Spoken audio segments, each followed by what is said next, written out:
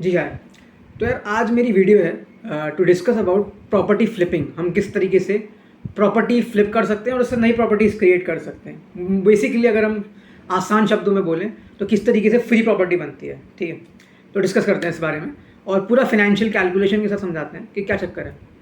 तो अगर हम इंडिया में बात करें, बहुत ही एक यूनिक कंडीशन है और यूनिक कंडीशन है द स्प्रेड बिटवीन जो इंटरेस्ट रेट नॉर्मल लोगों को मिलते हैं और जो इंटरेस्ट रेट गवर्नमेंट को मिलते हैं। तो हम जो सोवरेन रेटिंग है, जैसे कि ट्रेजरी बिल्स जो गवर्नमेंट के होते हैं, उनकी जो इंटरेस्ट है वो 6-7% होता है और जो आपको नॉर्मल लोगों को लोन मिलता है वो 8% पे मिलता है। तो वो स्प्रेड मुश्किल से 1-2% का है।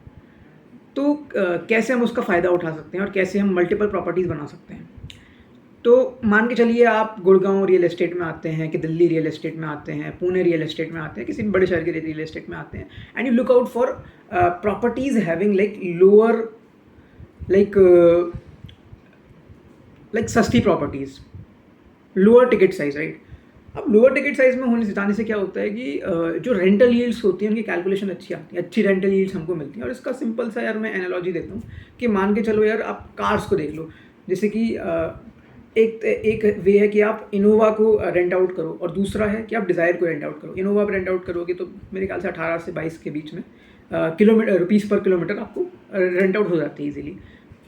तो लेकिन एक इनोवा जब आप खरीदोगे, सब कुछ मिला मिलू का आई थिंक 25 to 30 lakhs की इनोवा पड़ती है आपको, इनोवा क्रिस्टा अच्छी मॉडल है। अब वहीं पर डिज़ायर अपनी 6-8 लाख की आ जाती है। तो आई थिंक एक इनोवा से आप 4 या 5 डिज़ायर खरीद सकते हो। तो क्या डिज़ायर आपको क्या डिवाइड बाई 4 करके मिलेगी क्या? 20 डिवाइड बाई 4 5 रुपीज़ में मिलती है? नहीं। तो सिमिलरली किस प्रॉपर्टीज़ में होता है कि जो छोटे टिकट साइज़ की प्रॉपर्टीज़ होती हैं उनकी रेंटल यील्ड अच्छी निकल के आती है। तो हम यही कॉन्सेप्ट यूज़ करेंगे। अभी है क्या, एक जो काफ़ी फ्लॉड कैलकुलेशन लोग करते हैं रियल एस्टेट में रिटर्न्स की, वो बोलते हैं कि यार जो प्रॉपर्टी मार्केट्स हैं वो ऑन एवरेज आपके 3-4-5% से ग्रो कर रहे हैं और हमारी रेंटल यील्ड 2-3% की निकल के आती है। तो फिर इनको आप सम करो, ये 6-7% आता है। इससे अच्छा तो अपने पैसे को एफडी में रख दो, वो भी 6-7% का रिटर्न देगा, है ना। और वो कैलकुलेशन बिल्कुल गलत है। वो इसलिए है कि मान के चलो अगर मैंने आज रियल एस्टेट खरीदा, मैंने कोई प्लॉट खरीदा 1 करोड़ रुपये का और उसकी रेंटल यील्ड निकल के आती है 3%, मान के चलिए 3 लाख रुपीज़। तो क्या ये रेंट बढ़ेगा नहीं टाइम के साथ? क्या 3 लाख रुपये 3 लाख रुपये ही रहेगा क्या? ये बढ़ेगा। आज वो 3 लाख है, ऑन एन एवरेज रेंट 5%, 10% कुछ तो बढ़ता है। तो अब कल को वो रेंट बढ़ के 3.25 लाख हो जाएगा, फिर 3.5 लाख हो जाएगा और बढ़ता जाएगा। मोटी मोटी सी कैलकुलेशन यार है कि जो रेंट्स होते हैं वो हर 8 सालों में डबल हो जाते हैं। तो मान के चलते हैं आप 15 साल की कैलकुलेशन करते हैं तो रेंट्स 4 गुना हो गए। तो आज जो रेंटल यील्ड 3% या 4% थी वो 4 गुना 16% हो गई, ठीक है। और कैलकुलेशन को और लंबा करता है, 25 साल की कैलकुलेशन करते हैं। तो 25 साल में जो रेंट्स होंगे वो कितने हो जाएंगे? 8 गुना, क्योंकि मैंने कहा ना कि हर 8 साल में रेंट डबल हो जाते हैं। तो 24 साल में कितने हो जाएंगे? 8 गुना हो जाएंगे। तो 25-24 सेम कैलकुलेशन मानते हैं, 24 साल की कैलकुलेशन करते हैं और रेंट्स 8 गुना हो गए। आज की रेंटल यील्ड हम 4% कैलकुलेट करते हैं, तो 8 गुना यानी कि 32% होगी। 32 और 4 का एवरेज आप निकालोगे तो 36 आएगा। 36 डिवाइड बाई 2 यानी कि 18%। तो आपकी जो एवरेज जो आपको यील्ड मिली है, रेंटल यील्ड, वो 18% है। 15 मान लो और कम हो जाएगी, 15 हो जाएगी, 15 तो मिलेगी ना। और आपको लोन कितने में मिलता है? कितने में मिलता है? होम लोन की अगर आप रेट चेक कर लो तो 9%, 8.5%, 8% डिपेंडिंग ऑन किस टाइम पे ले रहे हो। फ्लक्चुएट करता है, ऑब्वियसली चढ़ता है, हम 9% में मान लेते हैं। तो आप ध्यान से देखो, आपकी लोन की EMI 15% के हिसाब से जाएगी। आपकी जो रेंटल यील्ड है 15% के हिसाब से आपको मिल रही होगी, जो प्रॉपर्टी कैश थ्रू करेगी। और आपका जो EMI है वो हमारा 9% के हिसाब से जा रहा है। इसके अलावा आप ये भी जानते हैं कि जब आप हाउस लोन लेते हैं, होम लोन लेते हैं जैसे हम कहते हैं, तो आपको इनकम टैक्स पर रिबेट मिलता है, इनकम टैक्स पर छूट मिलती है। तो 1-1.25% हमारा 1-1.25% हमारा इनकम टैक्स में हमको छूट मिल जाएगी। तो ये कैलकुलेशन एक्चुअली में और कम हो जाती है ना। एक तरीके से आप खुद सोचें कि अगर 9% का हमारा इंटरेस्ट रेट चल रहा है गवर्नमेंट का, 1.5% का मेरे को ये वाला छूट मिल गया इनकम टैक्स वाला, तो मेरे को लोन कितने का पड़ा? 7.5 का। 7.5 तो यार इन्फ्लेशन है इंडिया में, नॉर्थ इंडिया का आप डिस्कस करो, इन्फ्लेशन 7-8% तो होती है यार। तो एक तरीके से सरकार आपको फ्री पैसा दे रही है। तो रियल एस्टेट में लोग ये एक बात नहीं समझते हैं कि जो लेवरेज मिलती है मेरे को, जो सस्ते में लोन मिलता है, और वो किसी को भी मिल सकता है। आप बस मॉर्गेज कराइए घर की बैंक पेपर्स देखेगा, पूरा चीज़ें देखेगा प्रॉपर्टी के, और आपको होम लोन इजीली इशू हो जाता है। और हम जानते हैं लंबे लंबे टेन्योर तक पे कर सकते हो, 10 साल, 15 साल, 20 साल, 25 साल, 30 साल इजीली मिल जाता है ना। आपको 20% डाउन पेमेंट करनी होती है, 80% आपकी रीफाइनेंस हो जाता है लोन आपके लिए। तो क्या स्टॉक मार्केट में होगा क्या कि मेरे को बजाज फाइनेंस का स्टॉक खरीदना है, 3000 का है, मेरे को साहब 1000 यूनिट चाहिए, तो कितनी हो गई, 100 यूनिट चाहिए, तो 3 लाख रुपए की हो गई। तो साहब मैं अभी 60,000 दे देता हूँ 20%, है ना, 2,40,000 रुपये मेरे को SBI से मेरे को लोन करा दो, है ना, कि HDFC से लोन करा दो, कि होने वाला कि नहीं होने वाला। तो ये जो लेवरेज लेने की क्षमता है जो रियल एस्टेट में आपको मिलती है, इसका हमको फ़ायदा उठाना चाहिए और इस तरीके से प्रॉपर्टी फ्लिपिंग करनी चाहिए। तो इसका सिंपल सा रूल यही है कि हमारा जो हम अपना जो इंटरेस्ट रेट मानते हैं वो 8-9% का मानते हैं, और इस पे अपने को जो इनकम टैक्स के रिबेट मिलने के बाद ये अपना 7% बचती है।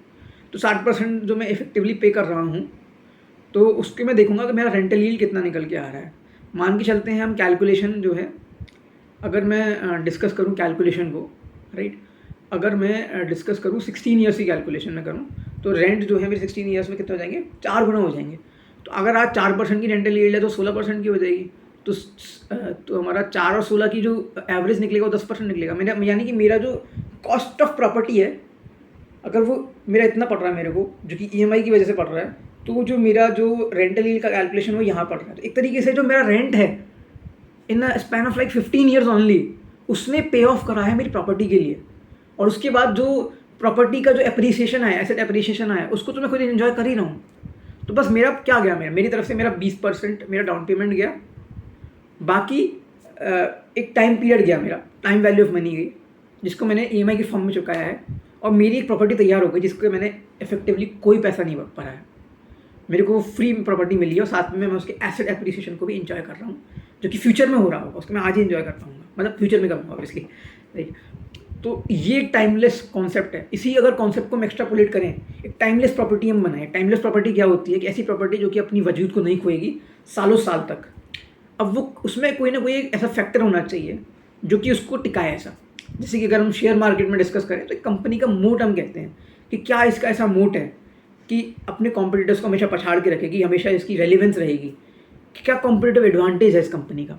ऐसे ही हम कहते हैं कि टाइमलेस फैक्टर एक प्रॉपर्टी का क्या है, क्या इसका कुछ यूनिक कंस्ट्रक्शन है, क्या इसकी यूनिक हिस्ट्री है, क्या इसकी कुछ लोकेशन कुछ इस तरीके से है, या जो भी है हम इसका फ़ायदा उठा सकते हैं। और आज आप मिडिल क्लास हैं या अपर मिडिल क्लास हैं या रिच क्लास हैं, अगर आपका फाइनेंशियल हिस्ट्री है तो ये आपकी सबसे बड़ी सुपर पावर है। आपको इसका इस्तेमाल करना है, लोन लेना है, इनकम टैक्स की रिबेट लेनी है ना, डाउन पेमेंट करना है, और उसको रेंटल यील्ड। अब इसमें तो पूरी कैलकुलेशन जो चल रही है रेंटल यील्ड की चल रही है ना, क्योंकि रेंटल यील्ड जो थ्रो होगी वो मेरी आज की प्रॉपर्टी प्राइस पे थ्रो होगी, बिकॉज ये रेंट से ये कैचअप करेंगे।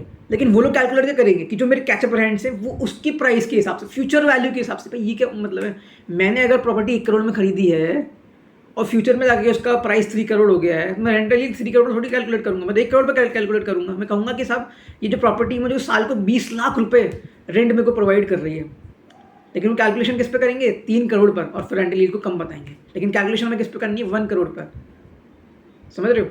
और उस हिसाब से रेंटल यील्ड को देखना है, और आई गेस उसी सेंस में हमको रियल एसेट्स को लेना है। साथ में रियल एसेट्स का फ़ायदा क्या होता है कि आप उसको इस्तेमाल कर सकते हैं, एक सोसाइटी में एक रुतबा भी बढ़ता है। तो बहुत सारे फ़ायदे हैं, इनकम टैक्स से लेकर लेवरेज से लेकर जो कैश थ्रो करने की जो प्रॉपर्टी होती है उसको लेकर। और जैसे ही मैंने ये एक प्रॉपर्टी कंप्लीट करी जिसमें 12 से 14 साल लग सकते हैं आपको, फिर आप सेकंड प्रॉपर्टी पे जाएंगे, थर्ड प्रॉपर्टी पे जाएंगे, और उसको प्रॉपर्टी फ्लिपिंग कहते हैं। यूएस में जो ये रियल एस्टेट का मार्केट है बहुत डेवलप्ड है, बहुत मैच्योर है, बट इंडिया में वो मैच्योर कर रहा है। तो जहाँ पर मैच्योरिटी हो रही होती है, जहाँ पे अभी स्टैंडर्डाइजेशन का प्रोसेस आ रहा है, वहाँ पर मेरे chances of getting like big in that market increases significantly. और मेरे ख्याल से रियल एस्टेट का जो बुल रन है वो बिल्कुल हमारे पास आ चुका है। रियल एस्टेट का जो तवा होता है, इसको गर्म होने में समय लगता है, लेकिन एक बार वो गर्म हो जाता है तो फिर भाई साहब बिल्कुल ही आसमान छू जाता है। मतलब रियल एस्टेट बिल्कुल ऐसा ही है कि इसका बीटा काफ़ी सही रहता है, कि मतलब चढ़ता है तो बिल्कुल आसमान में चढ़ जाता है, और गिरता है तो नीचे गिर जाता है बिल्कुल। आई थिंक पिछले 7-8-10 सालों में लोगों ने देखा कि कितनी सारे परेशानियां देखने को मिली, तो इसी वजह से मिली कि रियल एस्टेट गिरा था। लेकिन अब आई थिंक फ्यूचर में मैं बहुत ज़्यादा बुलिश हूँ इसके ऊपर। ठीक है, और यही हमारा कॉन्सेप्ट था। Thank you for all this. Thank you guys.